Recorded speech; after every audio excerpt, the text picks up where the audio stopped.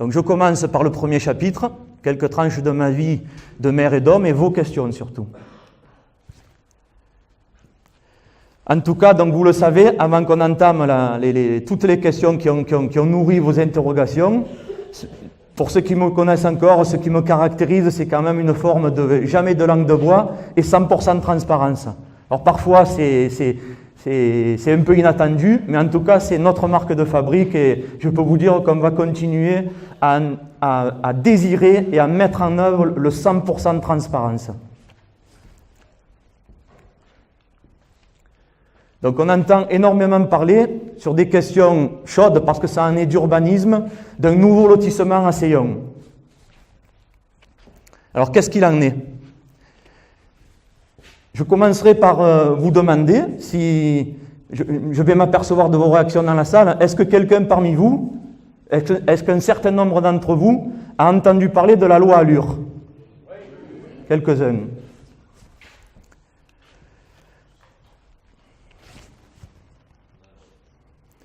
Alors, ce pays, le nôtre, la France, et son gouvernement, en tout cas actuel, portent un diagnostic sur l'état de santé de ce pays.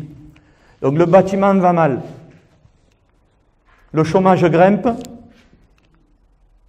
un ministère élabore, pond une loi d'État qui s'appelle la loi Allure. Nous avons choisi de citer un article des Échos que je pourrais résumer, c'est une analyse objective, disant que pour le gouvernement et pour les raisons qui sont détaillées ici, cette loi Allure vise à déverrouiller, débloquer une situation ou des règles d'urbanisme et faire sauter ces verrous pour faciliter l'acte de construire. C'est ça le fondement de cette loi d'État, qui est la loi Allure. Pour ceux qui la connaissent un petit peu, c'est la loi de Cécile Duflot.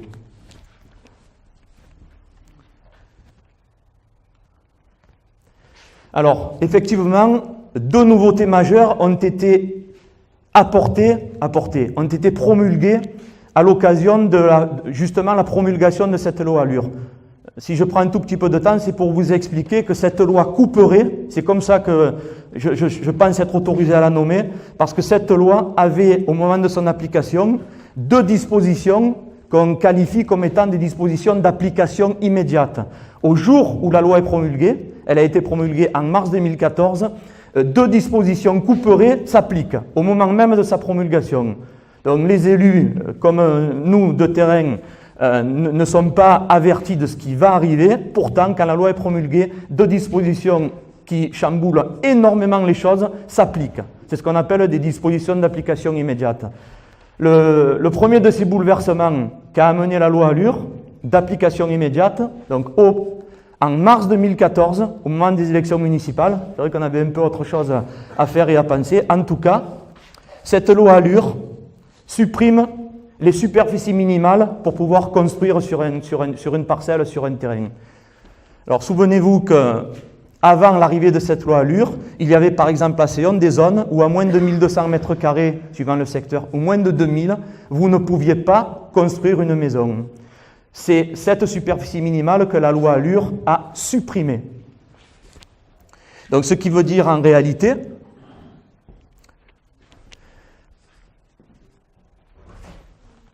je suis un peu allé vite pour vous dire que il faut vraiment comprendre la difficulté de cette loi. La deuxième disposition de la loi Allure qui a considérablement chamboulé la donne en matière d'urbanisme, c'est la disparition aussi du COS. À l'époque, vous aviez un coefficient d'occupation des sols, c'est expliqué ici, qui faisait que si vous aviez un COS, coefficient d'occupation des sols, de 10%, sur une parcelle de 1500 mètres carrés, vous pouviez construire, imperméabiliser, bétonner 150 mètres carrés. Donc ce COS, lui aussi, a été abrogé par la loi Allure, au moment où elle est promulguée, le jour même où elle est promulguée. Après la disparition de ce COS, l'emprise au sol, qui apparaissait sur le document d'urbanisme dont on a hérité, restait la seule application possible. Autrement dit, l'emprise au sol de l'époque, que l'ancienne municipalité nous a transmis, si j'ose dire, en héritage, prévoyait qu'on puisse bétonner à hauteur de 80% à l'échelle de chaque parcelle. Donc ce n'est plus le cas aujourd'hui, puisque bien évidemment que la municipalité est intervenue et a cherché et surtout est parvenue à limiter la casse et limiter les dommages. Mais ça, j'y reviens tout à l'heure et je vous explique comment on a procédé et surtout quels résultats on a obtenus tout à l'heure. Qu'est-ce qui est visé dans la densification ? Ou qu'est-ce qui est visé en tout cas dans cette loi ALUR? Je viens de vous le dire, c'est la densification. Le fondement de la loi ALUR, c'est comme ça que l'État ou les représentants de l'État nous l'ont expliqué, c'est la densification des secteurs déjà urbanisés. Donc je vous parle ici d'un cas bien réel. Avant la promulgation de la loi ALUR, donc il y avait des superficies minimales et il y avait du COS. Ces deux aspects ont été supprimés de manière autoritaire et comme un couperet par cette loi ALUR. Ici, j'ai écrit un cas réel. Pourquoi un cas réel? Parce que entre le moment où la loi ALUR est promulguée et le moment où les élus travaillent avec un bureau d'études pour livrer un nouveau PLU qui absorbe la loi ALUR comme l'État nous le demande, mais choisit aussi, là où elle le peut, de préserver notre écrin, eh bien, les 80% de l'emprise au sol s'appliquaient, et je dis un cas réel parce que j'ai eu un ou deux porteurs de projets qui ont voulu profiter de l'effet aubaine de la loi ALUR. Donc on arrive à une situation où sur une parcelle pourtant très petite, vous avez 3 maisons qui sont installées. Parce que entre mars 2014 et février 2015, seulement l'emprise au sol s'appliquait, c'est les fameux verrous que la loi ALUR avait débloqués. Alors fort heureusement, j'ai eu très peu de cas comme celui-là. Dans la quasi-totalité des cas, ma demande était simple. Lorsque je rencontrais les porteurs de projets, excusez-moi, j'allais dire, je demandais aux gens d'être raisonnables et de laisser la municipalité alluriser le PLU pour qu'on se retrouve dans une situation où on pouvait sauver ce qui pouvait être sauvé.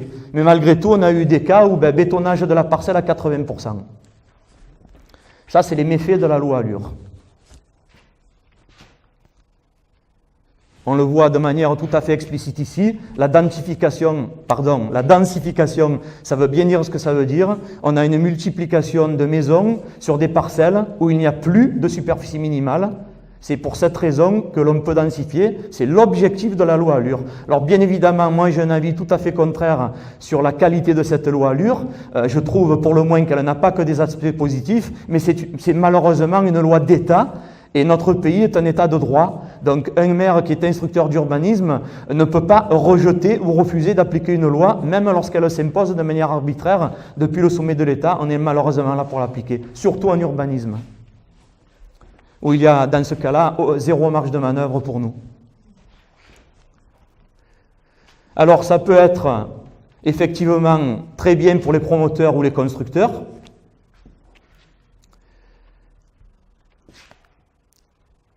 Ça peut être très bien pour certains propriétaires.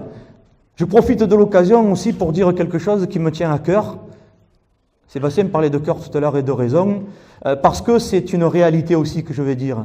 J'ai salué tout à l'heure la venue de nos partenaires politiques du département, de la circonscription, j'allais dire de la région.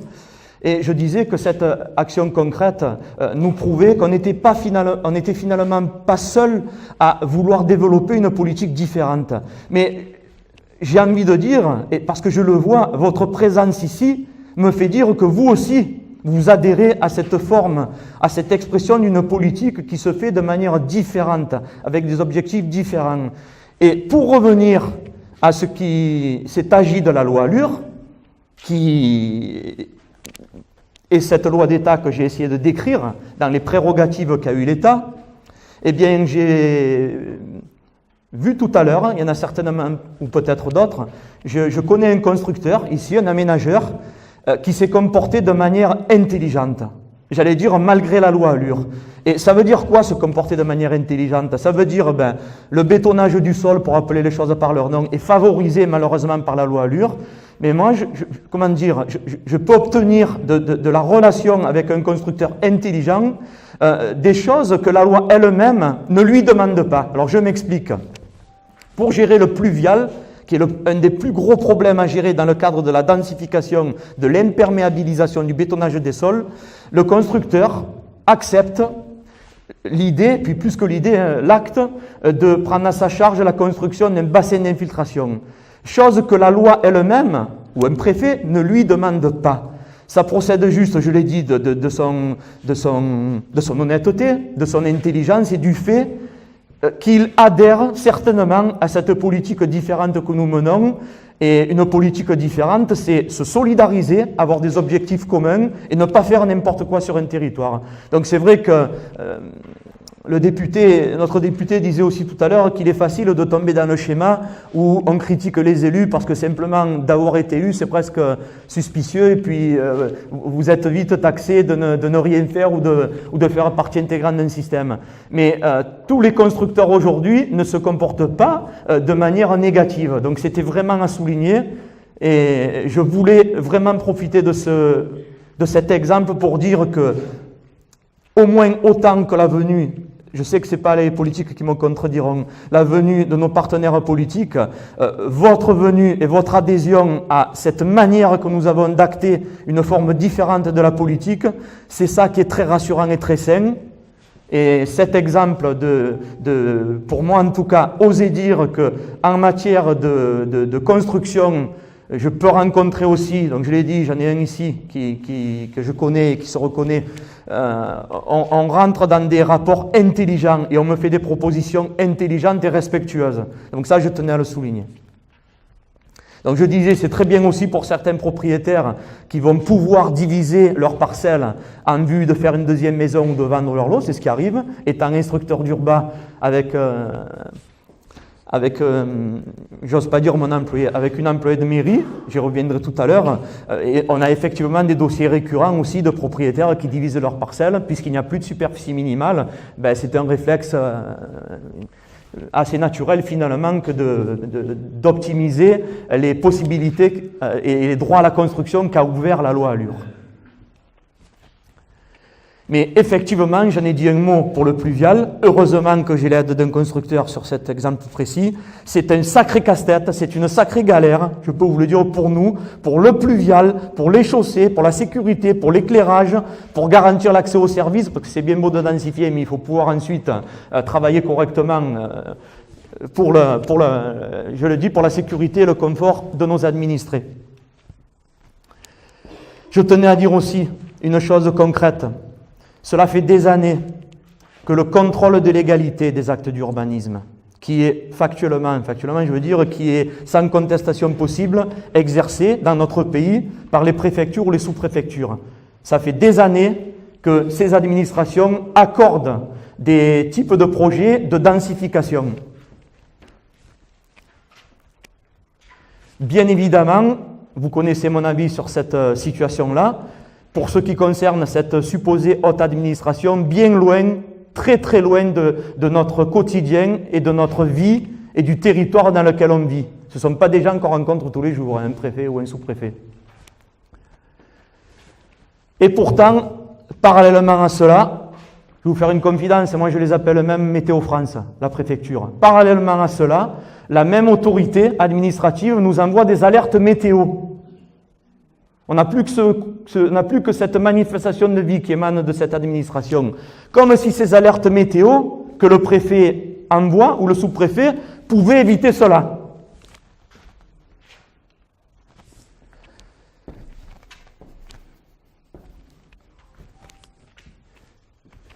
Donc bref, vous aurez compris pour le moins le paradoxe. Moi j'ai tendance à considérer que c'est carrément une situation honteuse que je reproche régulièrement à cette supposée haute administration. Mais pour revenir à la question du lotissement, qui a nourri pas mal de nos interrogations et de vos soucis, oui, il est bien en cours, on hérite bien d'un lotissement. Il apparaît sur une cartographie qui n'est pas la nôtre, puisqu'on n'a pas touché à la cartographie du PLU depuis ce mandat, mais qui appartient à la carte qui définit les zones constructibles de la précédente municipalité. Et cette cartographie, comme à aucun endroit en France ou partout en France, elle est non modifiable. Vous ne pouvez pas, de manière légale ou recevable, déclasser une zone qui est constructible. C'est impossible dans notre pays. Et concernant la loi Allure, je vous explique tout à l'heure, plus en détail, notre stratégie pour préserver notre écrin de vie.